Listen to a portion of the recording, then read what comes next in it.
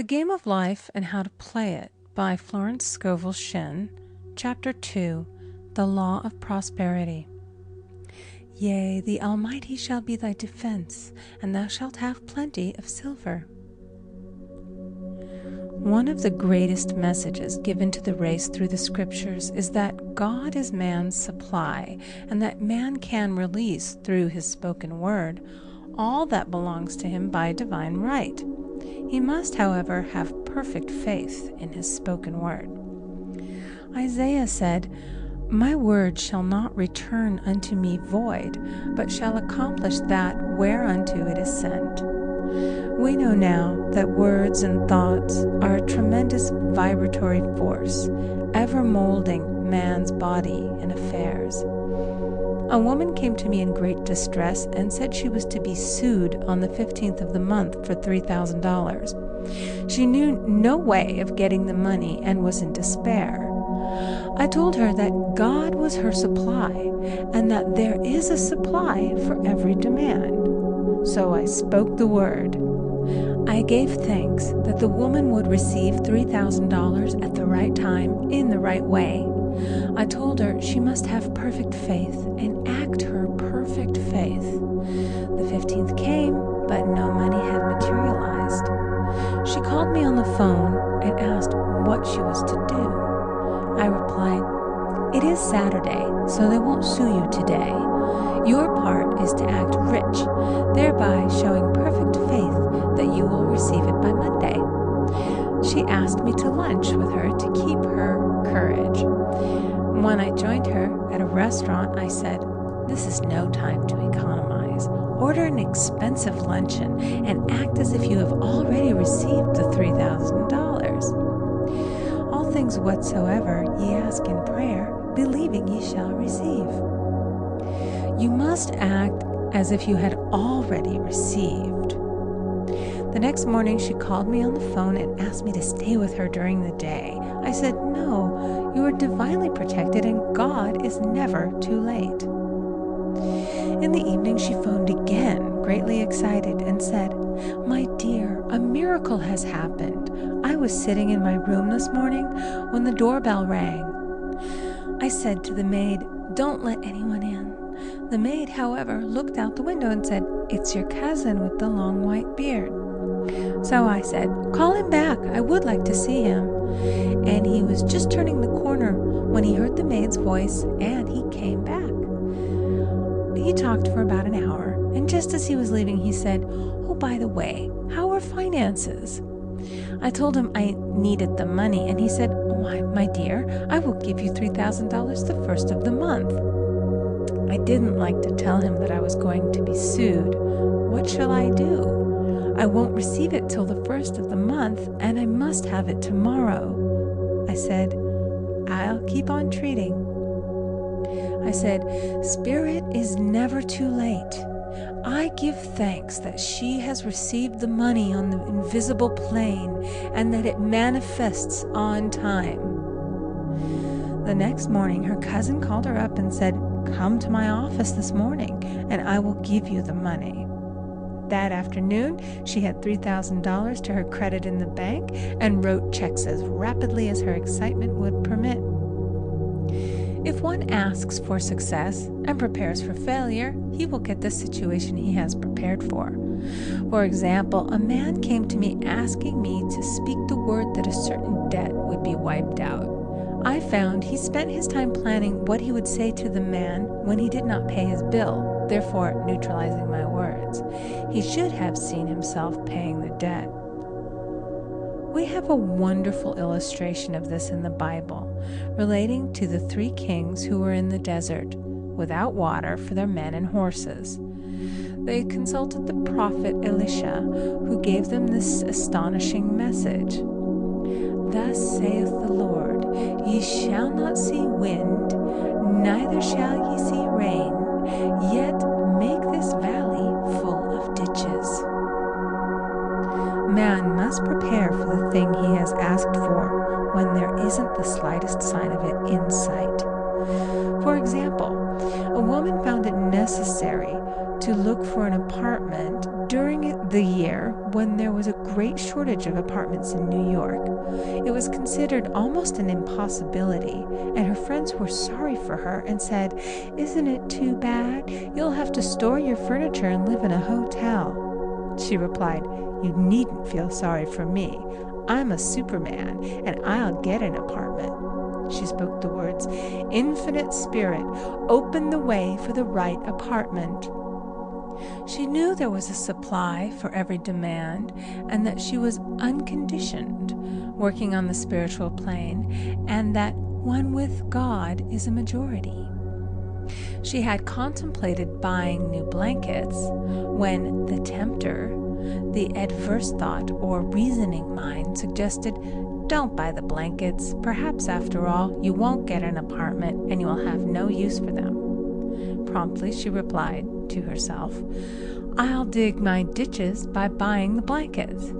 So she prepared for the apartment, acted as though she already had it.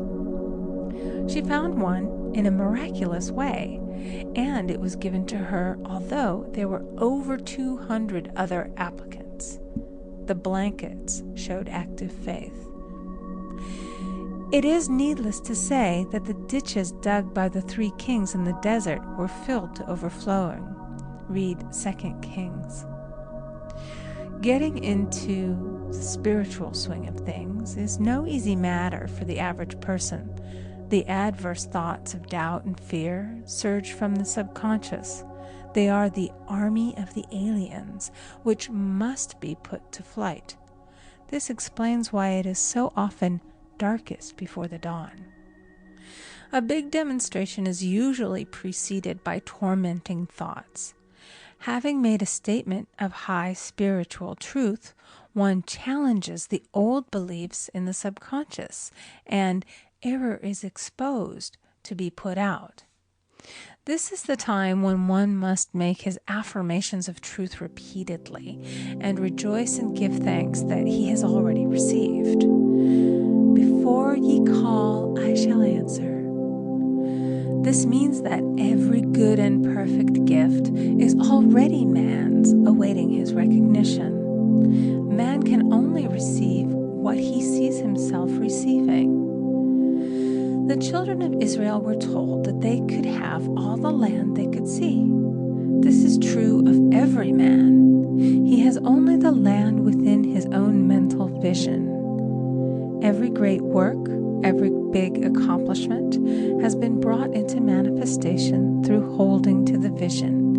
And often, just before the big achievement, comes apparent failure and discouragement. The children of Israel, when they reached the promised land, were afraid to go in, for they said it was filled with giants who made them feel like grasshoppers. And there we saw the giants, and we were in our own sight as grasshoppers. This is almost every man's experience. However, the one who knows spiritual law is undisturbed by appearance and rejoices while he is yet in captivity. That is, he holds to his vision and gives thanks that the end is accomplished. He has received. Jesus Christ gave a wonderful example of this. He said to his disciples, "Say not ye, there are yet 4 months, and then cometh the harvest?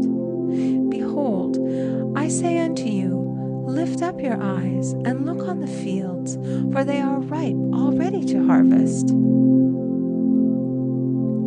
His clear vision pierced the world of matter, and he saw clearly the 4th dimensional world, things as they really are, perfect and complete in divine mind. So man must ever hold the vision of his journey's end and demand the manifestation of that which he has already received. It may be his perfect health, love, supply, self-expression, home, or friends. They are all finished and perfect ideas registered in divine mind, man's own superconscious mind, and must come through him, not to him. For example, A man came to me asking for treatments for success. It was his imperative that he raise, within a certain time, $50,000 for his business.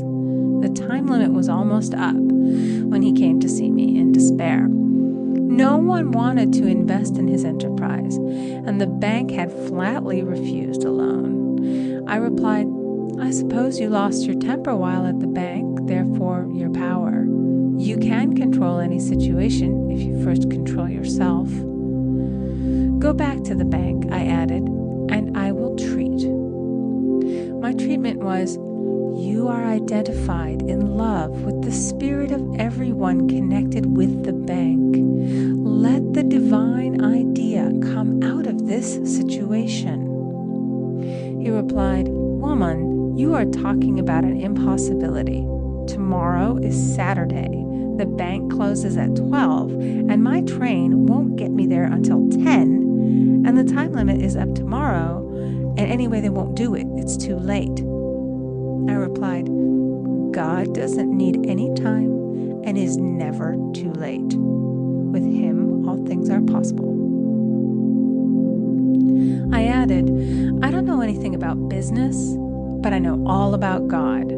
He replied, "It all sounds fine when I sit here listening to you, but when I go out, it's terrible." He lived in a distant city, and I did not hear from him for a week. Then came a letter. It read, "You were right. I raised the money, and I will never again doubt the truth of all that you have told me." I saw him a few weeks later, and I said, "What happened? You evidently had plenty of time after all." He replied, "My train was late, and I got there just 15 minutes to 12. I walked into the bank quietly, and I said, 'I have come for the loan,' and they gave it to me without a question." It was the last 15 minutes of the time allotted to him, and Infinite Spirit was not too late. In this instance, the man could never have demonstrated alone. He needed someone to help him hold the vision. This is what one man can do for another. Jesus Christ knew the truth of this when he said, "If two of you shall agree on earth as touching anything that they shall ask, it shall be done for them of my Father which is in heaven."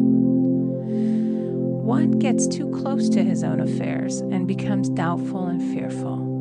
The friend or healer sees clearly the success, health, or prosperity and never wavers because he is not close to the situation. It is much easier to demonstrate for someone else than for oneself, so a person should not hesitate to ask for help if he feels himself wavering. A keen observer of life once said, "No man can fail if some one person sees him successful." Such is the power of the vision, and many a great man has owed his success to a wife or a sister or a friend who believed in him and held without wavering to the perfect pattern. End of chapter 2. Recording by Amy Conger.